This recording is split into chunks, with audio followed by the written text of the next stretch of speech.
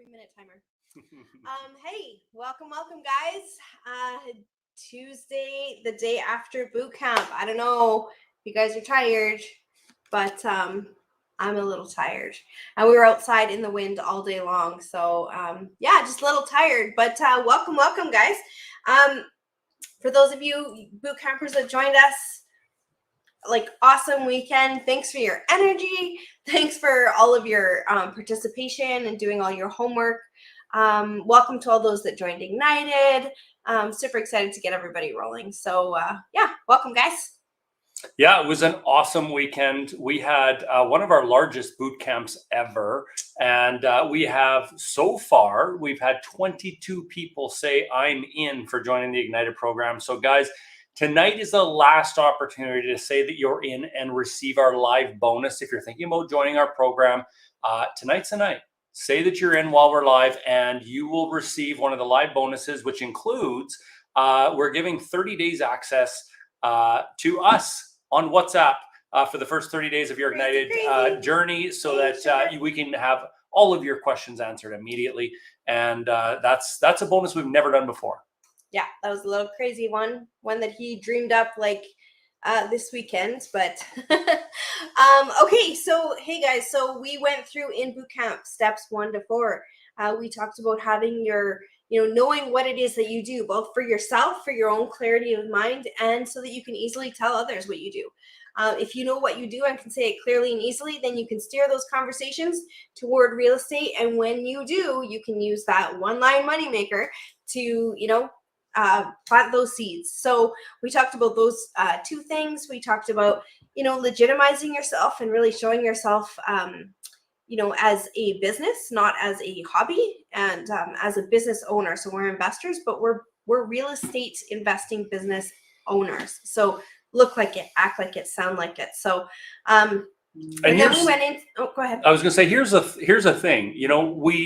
This is what we don't want to happen. Okay. And I remember Don Campbell saying this back in our early days with Rain. He would say, everyone comes in, they take our program, and then they go out there and they get all excited. They start calling realtors. They start looking at properties. They start doing this and that. We have to lay the basis first. We have to make sure our ducks in a row. We don't want to be what we consider a seminar grad. I remember that's what he called it all the time. You go to a seminar, you get all pumped up, and you're one of those people calling realtors and saying, I'm an investor, I'm going to buy properties, and getting ahead of ourselves. And so in boot camp, we did steps 1 to 4. And so we're going to talk about some of the next steps now. Like, what do you do after? You've started steering some of those conversations. You're starting to have some people, maybe some of those seeds start to sprout. And of course, that could be hours, days, weeks, months, years down the road. Every seed sprouts at a different point in time. But once these seeds start to sprout, and maybe somebody starts asking some questions or shows a little bit of interest, what do you do next? We want to make sure that you're not doing the wrong thing next. Yeah. So, hey guys, I just want to say hi to Mike, Priscilla, Marie, Brian, Tori, Sean. Hey. So now that you've got these conversations happening, and now that you've had the fair warning that you might get ahead of yourself a little bit, and that's the thing. Once you take boot camp and you start learning about all these things, you're really going to start seeing how all of this comes around to all of a sudden these conversations are going to start happening, and we get really excited. We often think that every point of interest is going to be a joint venture partner at some point.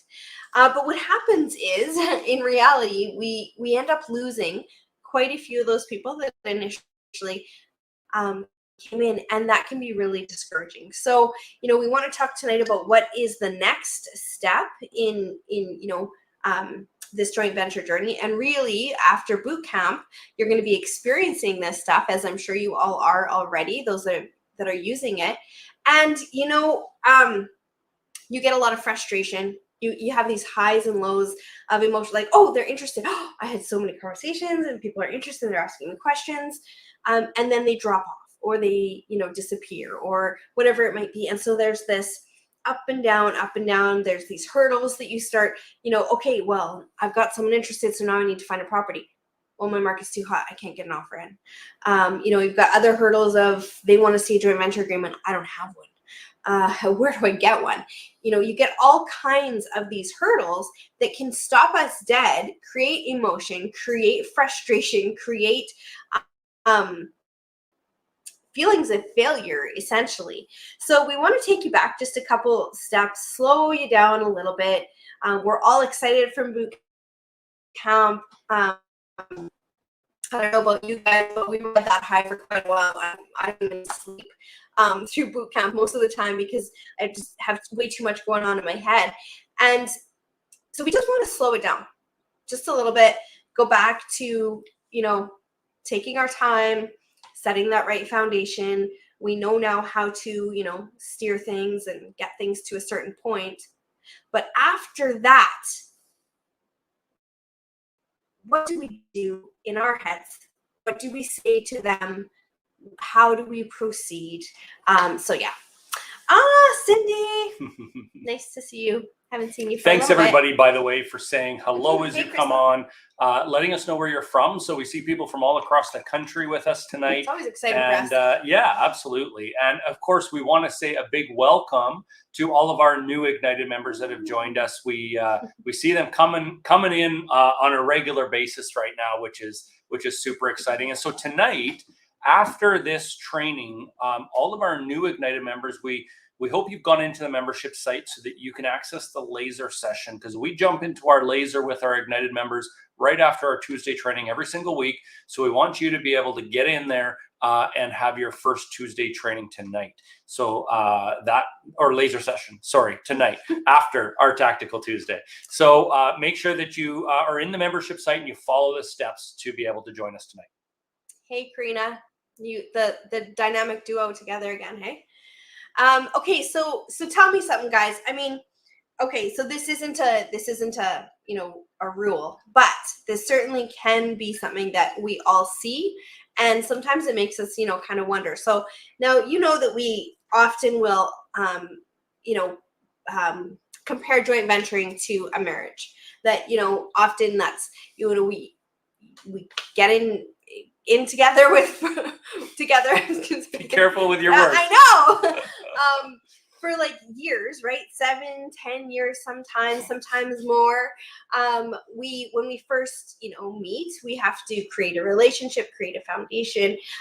We have to, you know, slowly, we can't just jump in and fire hose people and you know, scare them away. But yet we have to have those tough conversations and talk about, you know, whether or not we're a good fit. So there's a lot of things like marriage in the joint venture journey, okay? And here's another analogy for you, is short engagements. Now, sometimes a short engagement can be awesome. People meet, it's like, we know that we're a fit and we're going. And that's how it is in joint venturing too. Sometimes you meet someone and it's like, you know what? This is it. We fit together. It's dynamic duo. It just works, and you know. But let's talk about too the other side of that. When there's a short engagement, and throw in the chat for me, you guys, that when there's a short engagement, what are some of the things that can happen? So a couple that's getting engaged to get married, they've just met. Let's say they are. Let's say they went to Las Vegas and they're in Las Vegas. They meet each other in Las Vegas, and the next thing you know, 4 days later, a week later, they're going down to the chapel. What do you think are some of the negative things that could come from that scenario? Let's just talk about that for a minute, okay? And we have a bit of a delay, so we're going to give you some time to put. I have a whole list of things that I've come up with that I figure can happen. And the reason we're talking about this is because, like Tiff said, is it marries well with the same analogy for real estate investors that are joining together to buy an investment. If we go in too early, too quick, without knowing each other, there can be issues. Okay, Adrian says everyone around them is skeptical of what they're doing. Okay, absolutely. Why are people skeptical of two people that met each other for the first time and a week later are getting married? Why would people be skeptical of that? Why isn't that a match made in heaven that is just going to work out and they're going to last for the rest of their lives together. Why do you think, guys? Karina says it can often be disappointment and disagreements because of different perspectives. And so I want you to be thinking about joint venturing as we're talking about these things, okay? The mother-in-law. Yes, you know what? In joint venturing, there's often a mother-in-law. It could be a spouse. It could be a lawyer. It could be, a parent who says, like, what the heck are you doing? And talks them out of what they had thought that they were doing. Different long-term goals. Hey, Todd. Yeah, I do remember you, buddy. Where you been? Good to see you. Different long-term goals. So all of these things are very similar to what can happen when we jump into a joint venture too fast. Now, on both sides of the coin, both as a financial partner and as a managing or working partner, if we're jumping into things way too quick, for one, there can be disappointment. We can find out that we have different goals than what we thought because we maybe haven't had time to talk too in depth. Let me see here. What were some of the other ones that you guys said? Good stuff. So disappointments and disagreements from different perspectives. The mother-in-law. Different long-term goals, different ideas of exit strategies. So maybe they're not thinking of different exit strategies when they're getting married, but yeah, those are things in real estate that we would definitely need to address up front for sure. I like this too. You just don't know enough about each other, the context that comes with time. So, and even like Brian says, how were they raised? That's kind of that context that comes with time where you see how they react to things. Again, it's all the same with joint venturing. So if we are the same and we, jump into these joint venture relationships and we meet someone, and again, I'm not saying it can't happen and it can't work, both in joint venturing and in real life marriages, but we maybe have a little bit better shot at making something work, or at least knowing if we want to make something work when there's a little bit of time. So we want to peel back a little bit and kind of say, hold off a little. Don't just jump right in and say, okay, I met someone, we're going to go in and like, we're going to joint venture, and overcommit yourself. There's certain things that you want to do in the relationship that you want to establish that foundation for. So, trust is built over time. Our expectations might not align, and we might initially think they do, but when we get to the nitty gritty of it, sometimes we figure that they don't. So, all right. So are we talking the marriage still, or are we talking real estate? Yeah. So, we're talking about both. Okay. Yeah. Okay. Yeah. So that's the thing, guys. In the same manner, the same way that you need to get to know somebody well if you're going to marry them, you need to get to know your partners well, whether you're the working partner or the money partner. Both sides, it's important to get to know each other well, because these relationships are usually, especially if you're doing a long-term buy and hold, these could be 5, 7, 10, 15, 20 years that you're working together to make sure you both reach your goals. And so you want to be able to get along. You want to be able to make sure that things work during that whole period of time. You're not causing more stress in your life. Guys, we're doing this to live the investor life. We're not doing this to create more stress in our life. So we want to make it as simple as possible. And so what are a few things that we can do? What are some steps that we can take as managing partners, as working partners? We want to come into this relationship in control. We want to come in as the resource, as the knowledgeable partner, as the one that's bringing in the experience, the expertise, or the knowledge, or maybe all of it. That's our role. So we want to be in control of the conversation and the relationship from the get-go. So what are some things that we can do as managing partners, as working partners, to be able to start to establish that foundation being in a good place? So first and foremost, one thing that we learned, and I mean, it took us, oh my goodness, like we went the whole gamut of having, we call it a credibility package. So those of you that are new and Ignited, you guys will have access to that. We have it as a template. You just fill in the blanks and create a credibility package. And what it is it's a little glimpse for a financial partner to get to know and see you and see what you're about, not giving them too much information, not giving them, too little information, but giving them the information that they need. And that standard and that foundation of that credibility package, that transparency that comes with it, that open book of let's get to know each other, that foundational set that you establish is something that will often create or make or break a relationship. Now, you might say, oh, but I don't really want that to happen, but we do. We want to find out early if something's going to work or not. We don't want to find out later. So number one, get some sort of a credibility package. Again, we have a template for it in Ignited. You guys are just going to fill in the blanks. It's nice and easy.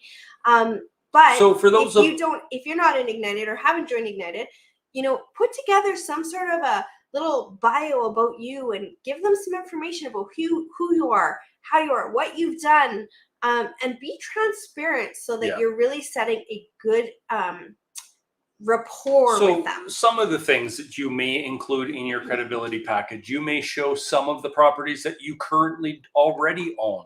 What kind of rents are you already getting? What kind of cash flows are you already getting? What do those properties look like? Are they, do they look nice? Do they attract a high quality tenant?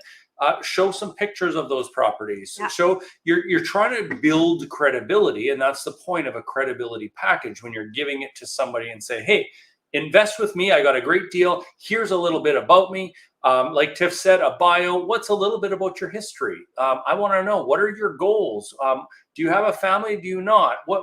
I just want to know a little bit about you before we get into this marriage together. So in your cred package, you'll have things like your timelines. You'll have things like your strategies that you enjoy, or that you pursue now or plan to pursue.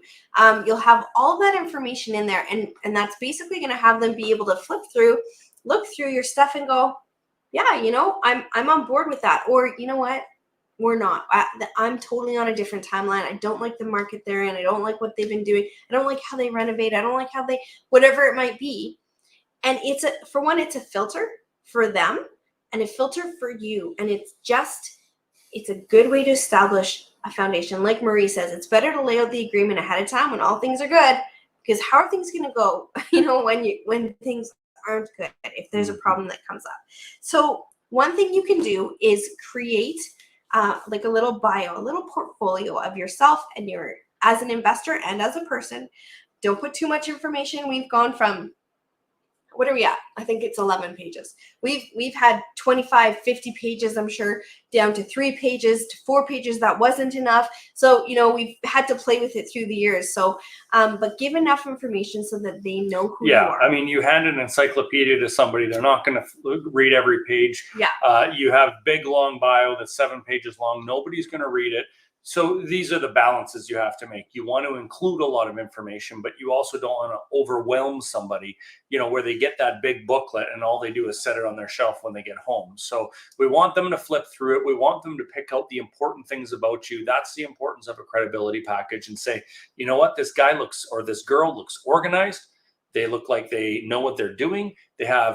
Maybe they have experience, maybe they don't have experience, but they bring something to the table that I feel is worth investing in. And that adds credibility. So it's very, very important to put something like that together. So that's our first point. Okay. So what's next after boot camp? What's next once you got those conversations steering is, one, you're not going to jump the gun. Okay. You're going to keep your emotions intact, and you're going to recognize that not every yes is going to actually go through, and you're going to know that and be okay with it. And you're going to set the pace for a relationship that's going to last. Okay. So that's number one. Number two is you're also going to set this standard for transparency in this relationship by being really clear about your goals, who you are, what you do, being really clear and creating credibility package / maybe portfolio, you could call it, about you, so that you can share that with them. Okay. Number 3 is really simple, but I mean, it means the world. It's having professionalism. Thanks, Marie. Hey, Sean. It's doing as you say you're going to do. So how many people have had somebody tell them something? Hey, I'll give you a call on Tuesday. And Tuesday comes and there's no phone call. I'll send you an email by the end of the week.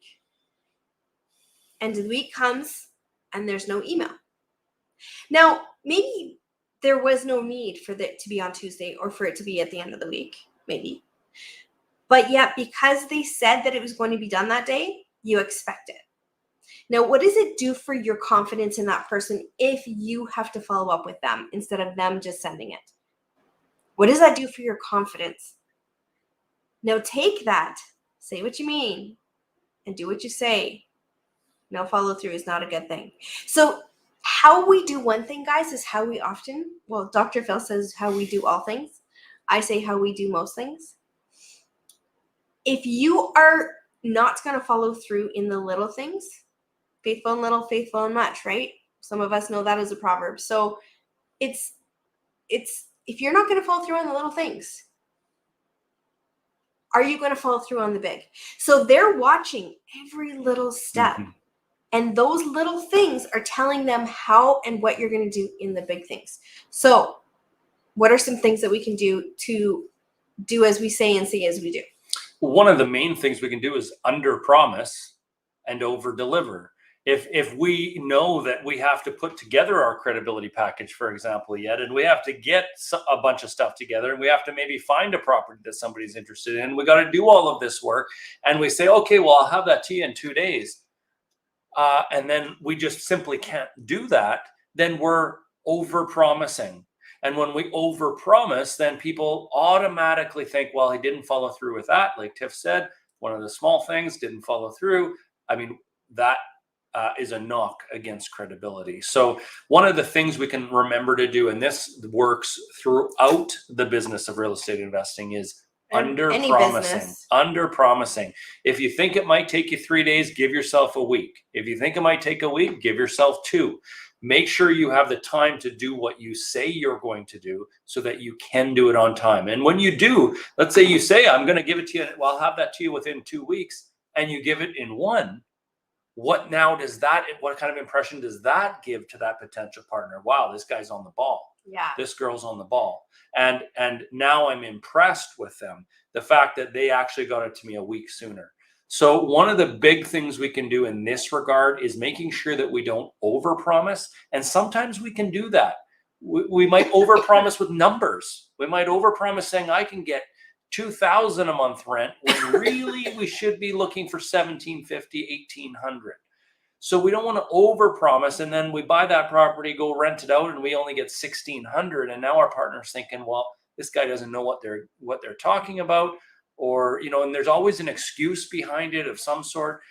We would rather say we're going to be close to break even. We might cash flow $100 or $200 a month, and now when it comes down to it, you're cash flowing $300 or $400. Oh my goodness, now your partner is super, super happy. So guys, it's all about perspective. I love how Brian says that also hurts your own confidence. And it's so true. If you feel that you're going to get something done and then you don't, and you don't get it to them, now you're coming in feeling, ugh. So, and I just wanted to point out too that okay, so if you say, let's say that you do promise that you're going to have something done by a certain day. And remember, this isn't like, oh, I'm going to have our joint venture agreement to you signed and ready and dotted and go. This isn't that. This is, oh, I'd like some information on your market. Okay, I'll get it to you in 2 days. This is, oh, you said something about, an article you read. I'd love to read that. Okay, I'll send it to you. It's those little things. Okay, this is far before we're in a relationship with them, joint venture wise. So if you do, let's say you do promise or over promise, and you find yourself in a situation, how do you handle that? What would you guys do if you did say, let's say I'll have it to you for Tuesday, and Tuesday comes or even Monday comes and it's not going to happen? What can we do to build our credibility in the eyes of our partners and people in general? What can we do? And I know you guys already know the answer, so I'm just going to leave it. There's a 20-second delay, so I'm just going to give you a little bit of time here. So Tiff has said that she is going to give me some paperwork in 2 days. Today is what? Tuesday. It's now Thursday, and she hasn't emailed me yet. I don't have it yet. So what can she do? Follow up and say we can't deliver today. Communicate that you won't be able to deliver as promised. Own it, right, Sherry? Contact them and explain. Give them a heads up and come through next time for sure. Yeah. So does it? Yeah. Take full responsibility, full transparency. So it doesn't mean we have to be perfect. It doesn't. But what it does mean is we have to do what we're going to do, And if something comes up, we have to be communicative about it. Now, I'm not a communicator. I'm not good at it. I don't think about it. But that's why I have a partner. And a lot of you guys, like Marie and Karina, you guys partner in your business. You guys partner because you each have strengths that the other one brings. So bury your head in the sand and run away. Thank you, Sean. That's what I would like to do all the time. However, it's not going to get you partners. So what are we talking about? We're talking about building credibility. We first talked about having a little bit of a portfolio or credibility package. However, there's those little nuances that are really going to tell people a lot about you. And trust me, your joint venture partners are watching. They are taking notes of everything that's happening.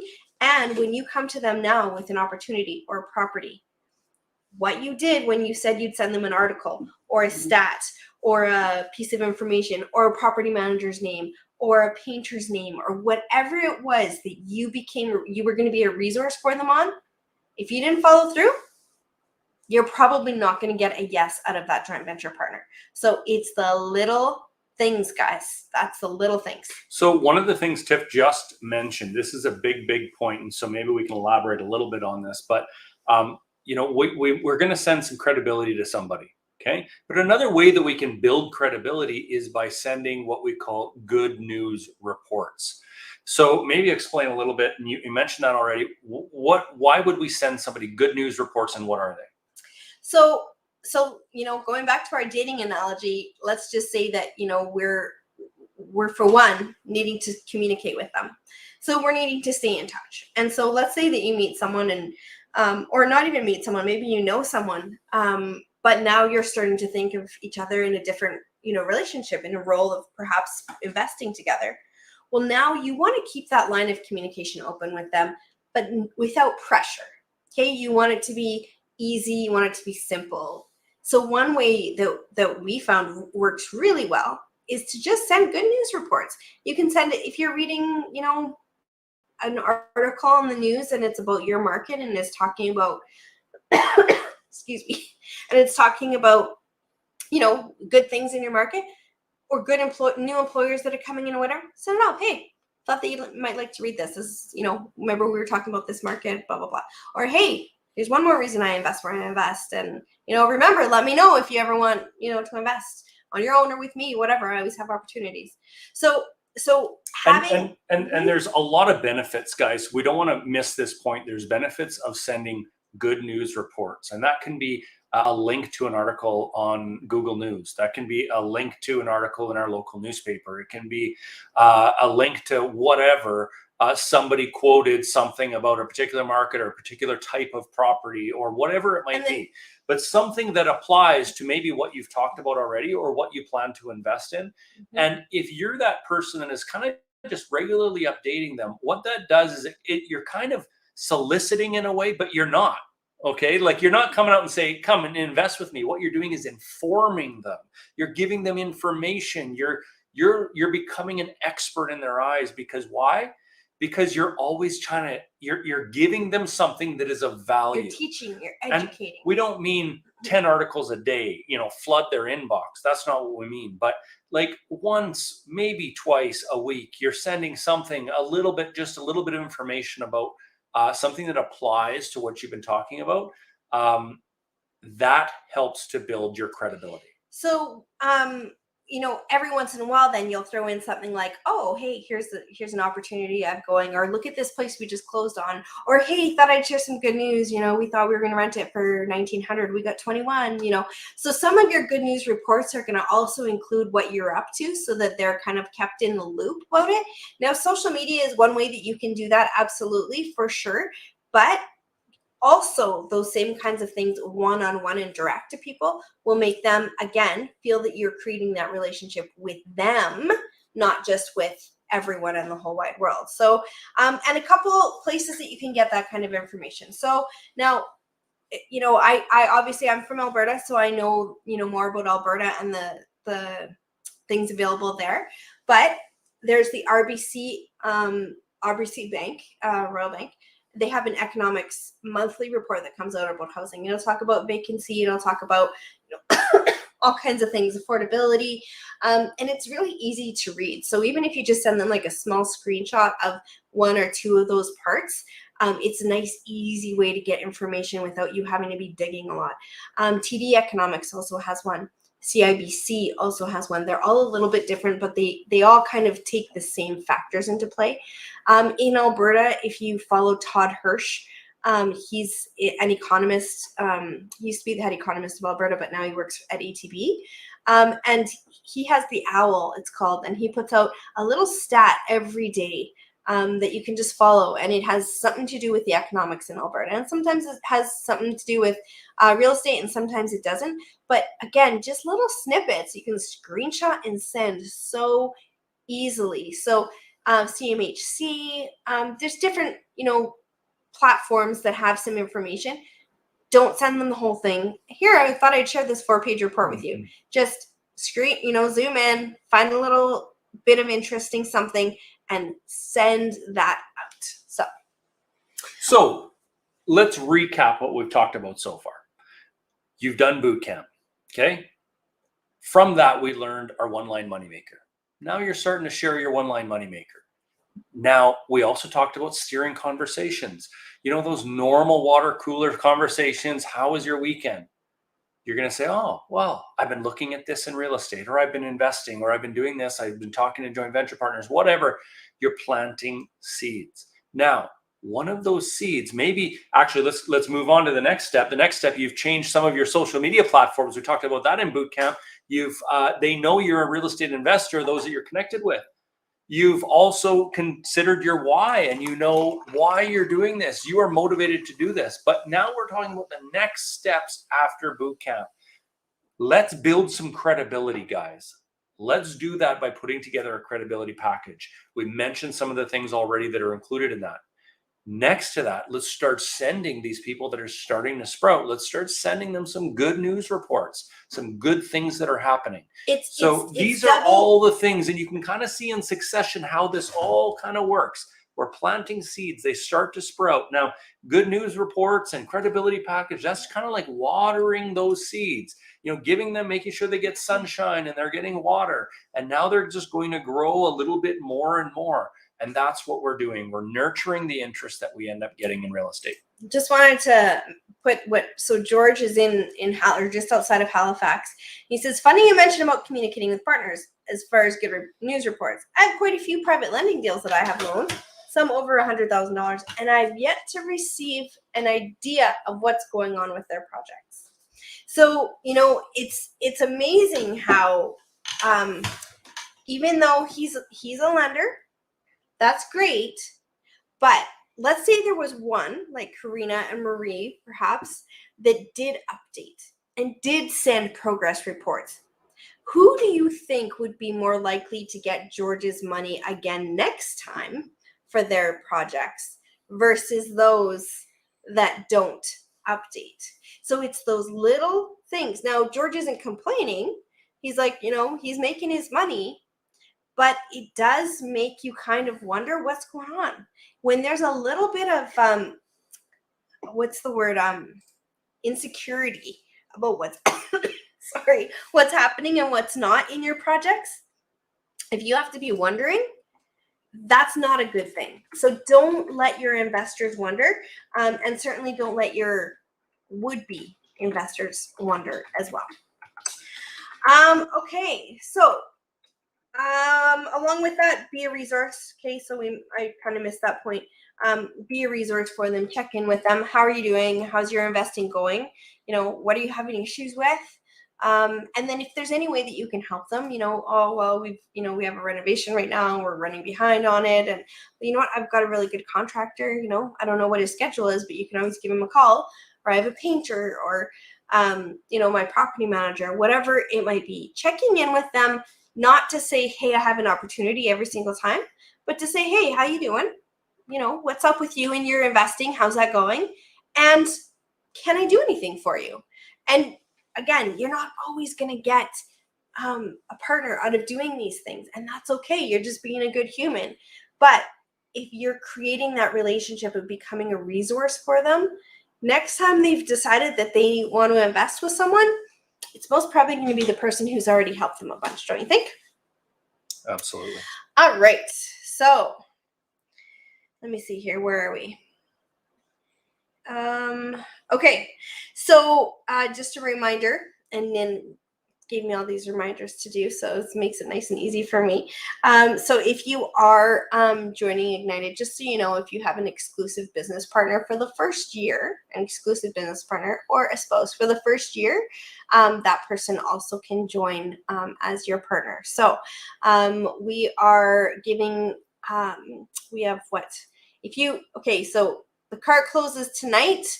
If you book an appointment, for those of you that are on the fence and not sure if you want to join or not join, if you book an appointment with one of our team members, you have to book it today. You have until the end of the week to actually do the call, and we will extend that discount for that. There won't be the live bonus unless you say you are in while we're live, but there will still be the $1,500 discount until Friday if you book your appointment right away. So if you're on the fence and you're not sure, reach out to Nin.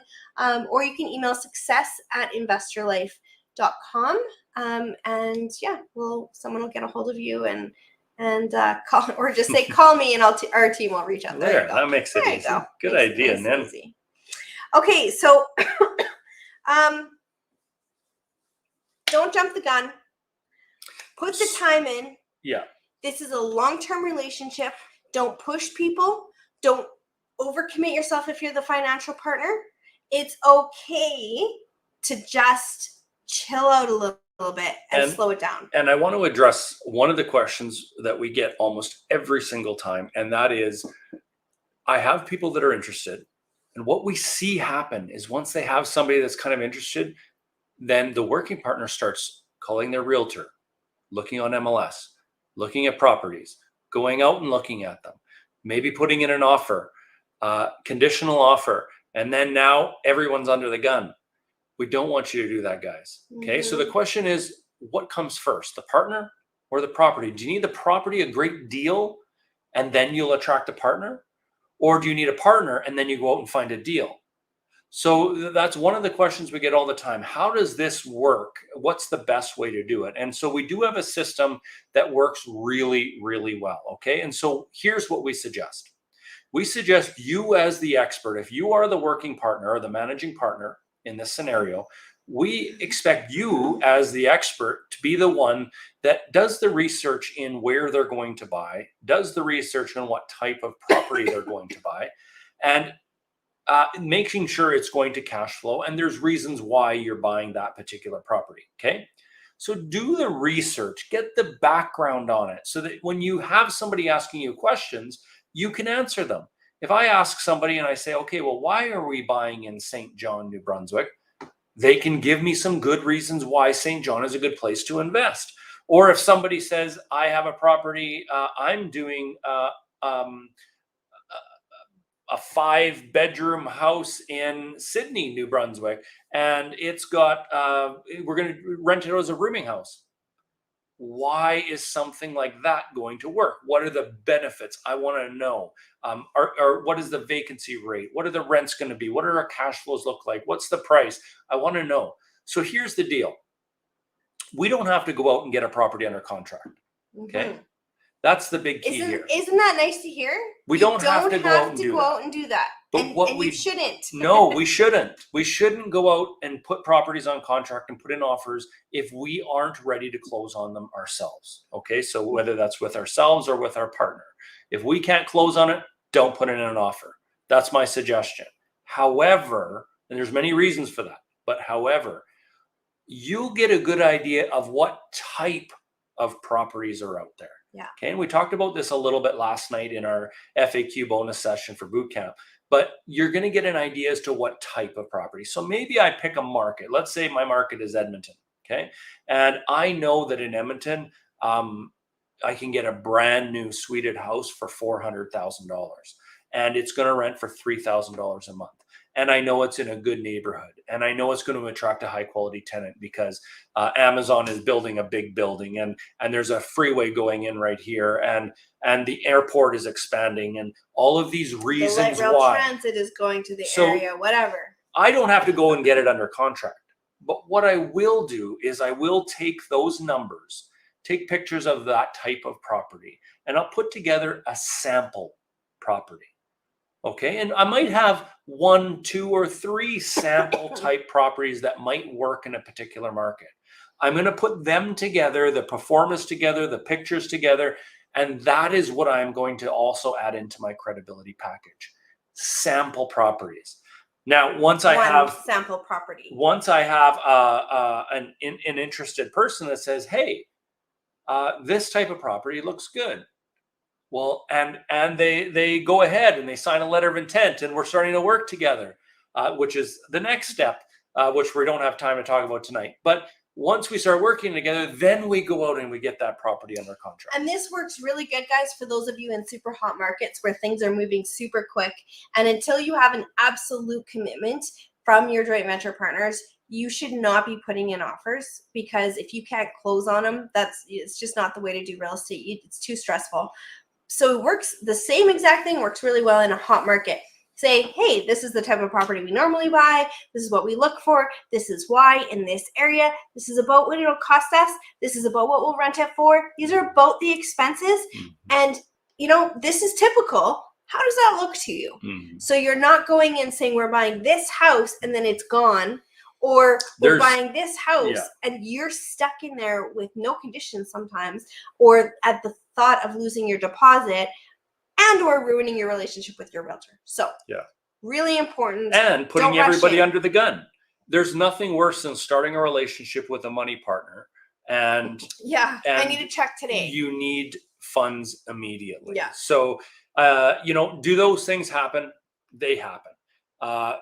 Sometimes you find a great deal and you need to put it together really quick. But what we're talking about here is to those just getting started, those that are trying to build their reputation, those that are trying to build their credibility. We don't want to go out there and start putting a bunch of properties on our contract and then be under the gun for our money partners. And then we need to close, and we need money partners, because that need comes out and people see it and it scares them away. Irshad, you're so funny. Ho, ho, ho. Christmas has come early.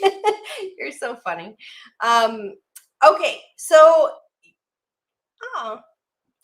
well, thanks. There's lots of love coming from the Ignited. So thank you, guys. We love it.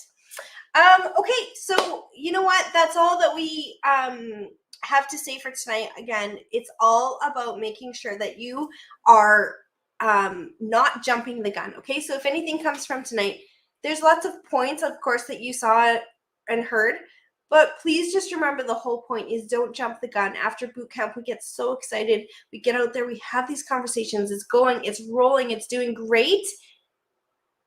But if we jump the gun too much, we could really lose a lot of really good relationships. So take the time, put the time in, think of it like, when you commit to a marriage, you're not just going to jump right in. There's certain things that need to take place. And in real estate and in investing with our partners, there's things that need to take place. And just as a side note, if we don't do those things, excuse me, and these are not people that we know personally, we haven't taken the time to educate them and create a relationship with them, we can also get ourselves in trouble with the SEC. So that's the Securities Commission. And the Securities Commission doesn't allow you to promote to strangers. So these people have to be your friends if you're wanting them to invest with you. Otherwise, you're contravening the Securities Commission. So be sure to lay the right foundation, put in the time, create a relationship, create a friendship with them, educate gives people reason to trust you, be transparent, be open, do all of those things first before you commit or before you have them commit to you, and everything goes better. So, yeah.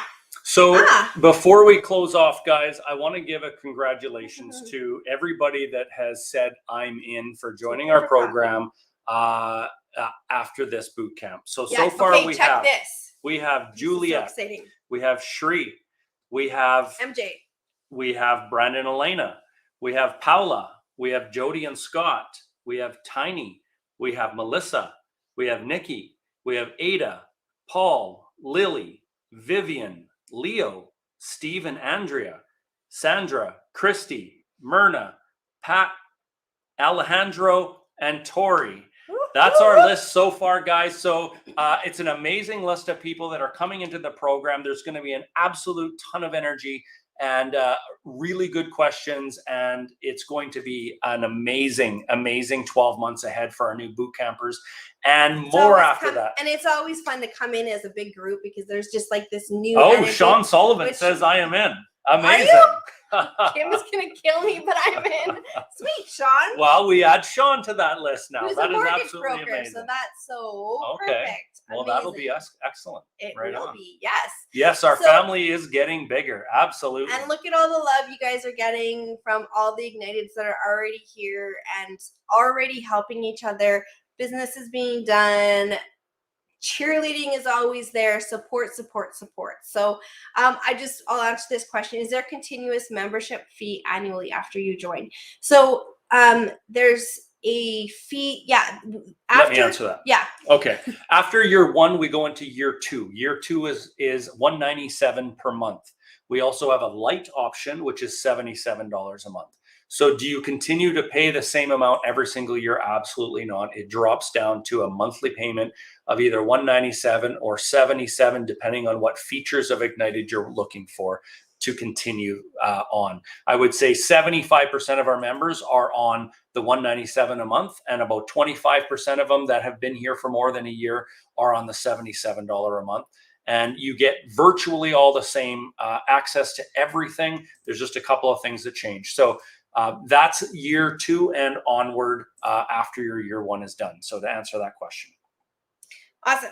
And our boot camp price is... And Sean loves paying the $197 a month because it's enabled him to raise millions of dollars, guys. Literally millions of dollars. He is so happy. Literally. He said that to me when I met him and we went for dinner. He said, Corey, you should be charging me more. And I think we might make a special consideration for Sean. Just for Sean, because he's making so much freaking money that we might need to. Anyways, okay, guys. So that's tonight's training. All of you new Igniteds, go into the portal and come over to the laser session. It's on Zoom. If you don't know how to do that yet because you just registered today and it's, a little bit too much, just message Nin and she'll make sure that you get in on laser. We're going to jump over to laser at the top of the hour. Okay, so wherever we are at the top of the hour, we're going to jump in over there. Hit some questions, but also we need to do some breakout rooms. We need you guys all to meet each other and going to have lots of fun tonight. So thanks everyone else for joining us. Next week, we have an opportunity for you. We have somebody that was on last week, John Heaney. He was on our show last week. He talked to us about what a money partner wants. He's our money partner. He was our financial partner, one of them, as we were working partners. And he now takes our money and invest it for us. So a lot of people have gotten a hold of us and said, hey, I want to know what he's up to now. Then what do you keep on talking about? What were you? So we'll have him back. We'll have him explain what he does now, how he invests money. And he's got a really great cash flow business going on. So we'll have him back for that. And we'll see you next week. And we'll see you all over there. And just before we go and see them over there, I just wanted to say, somebody said, just realize there's more Seans in this group. So Sean Sullivan is joining us. That's another Sean. It's incredible. And they all spell every the same Sean way. is spelled S-E-A-N. That's 5. Yeah, that's crazy. Is that 5 or is that 6? It's crazy. All spelled the same way. Yeah, That's there's hilarious. something about Sean's being attracted to the Ignited program. It's amazing. So Nin just put the link in there, guys. Again, it's a $1,500 discount. It's the largest discount we have ever offered, and the price will never be this low again. So if you are contemplating joining, next time we do a boot camp, the price will be higher. It's been that case every single boot camp we have done so far. And we are capping, and this is something Nin mentioned earlier, we are capping the number of members we're going to have within the program, and we're nearing that cap. So once you're in, you're always in. Once an Ignited member, always an Ignited member. And so once you're in, you have that opportunity, but we will be closing the doors very shortly. Let's be clear, there'll still be opportunity to join Ignited after that, but it will only be when someone else leaves. So we basically had a choice to either scale and grow or cap it at numbers that we could keep up with and still be able to have a personal relationship with every single person in there. So that's the choice that we made, was to cap it. And so there will be opportunity. It just won't be in big groups like this again.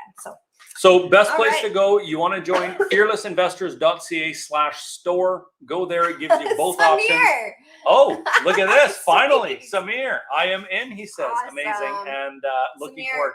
You're a great fit. I can tell even right now, just from our boot camp weekend with you and the interaction, watching you and the questions that you asked, your analytical mind. Yeah, you're going to love it. It's just awesome. One other thing, guys, if you have said you are in, while we're and live, you have not made your payment yet, then you haven't received access. But what we will do is make a special concession. Okay, if you have already said you're in, we will get you into our laser session tonight. Okay, but you have until 12 o'clock tonight, 11:55 tonight Eastern time, to actually get the order form completed. If you need more time than that, we can work with you. But we just reach out to Nin if you want to join our laser tonight. So Samir, for example, Sean Sullivan, for example, you want to get into our laser session tonight, reach out to Nin and she'll get you. And just message her on Facebook here. That's the best way to catch her. And she'll make sure you get the info. And we'll see you guys over there in 8 minutes. 8 minutes. We will be in our laser session. Thanks, everybody. We will see you next week. We'll see you next week.